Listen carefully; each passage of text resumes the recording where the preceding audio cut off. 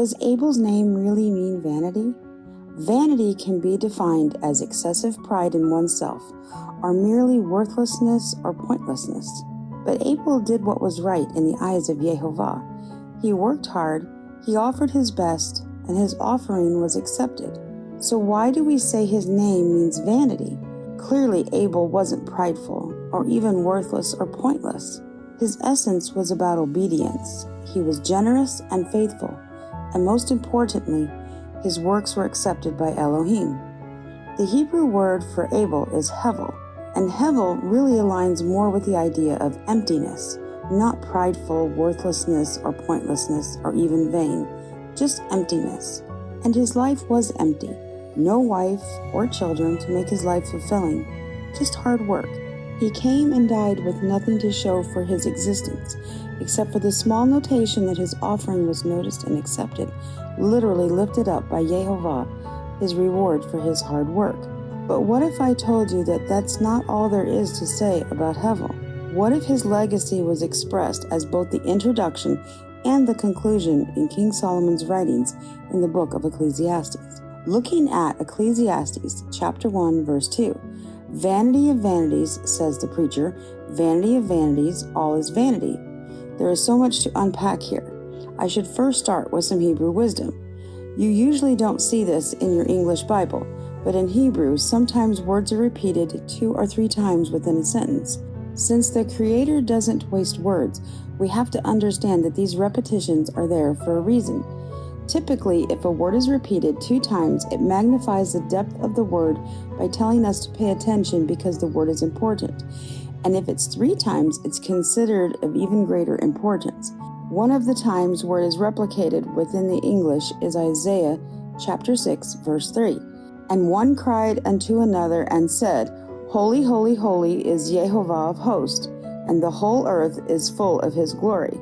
Holy, holy, holy, or kadosh, kadosh, kadosh in Hebrew. It's essential that you understand what is being said at this point. It is important that we comprehend the high level of holiness the Creator is.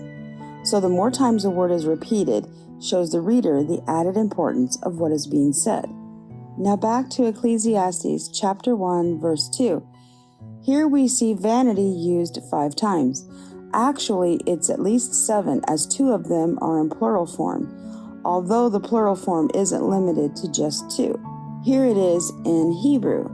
Hevel, Hevelim, Amar, Kohelet, Hevel, Hevelim, Hakol, Hevel. I highlighted Hevel in singular form in pink and Hevelim plural form in green. If repeating a word 2 times magnifies its importance, and 3 times is considered the ultimate warning to take heed to what is being said, can you imagine the significance of using Hevel's name multiple times in a row? It is imperative that we recognize this as critical information. But how do we connect this to Abel or Hevel? Couldn't this verse just be talking about emptiness in general? I would say we could, but everything about this book is tied to Hevel. Continuing with verse 3, "What profit hath a man of all his labor which he takes under the sun?" This seems to be pointing directly to Abel. What did all of Abel's labor profit him? He died empty. King Solomon continues the wordplay on emptiness 30 more times throughout his whole sermon, equating most everything to emptiness. Ironically, a man who had everything, every necessity or luxury imaginable, even called his own existence empty. In Ecclesiastes 7:15, "All things I have seen in the days of my vanity."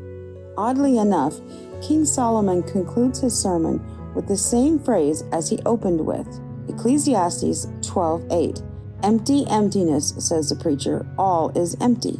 And finally addressing the purpose of a man in verse 13, "Let us hear the conclusion of the whole matter. Fear Elohim and keep his commandments, for this is the whole duty of a man. For Elohim shall bring every work into judgment with every secret thing, whether it be good or whether it be evil." Isn't this what Abel did? He feared Elohim, kept his commandments, brought his work before Elohim for judgment, and was accepted? Hevel's life appeared to be empty. Solomon's life appeared to be full. Yet Hevel did fulfill what a man's ultimate duty is. to fear Elohim and keep his commandments. Everything else was just, well, everything else. Hevel's life seemed empty. All of his hard labor profited nothing towards a long life with a family. But Yehovah noticed him. He fulfilled the duty of a man, and he pleased his Creator. Sometimes what appears to be empty is actually full, and someone's life that seems full could actually be very empty. We don't need anything in life, just Elohim. And for Hevel, that was enough.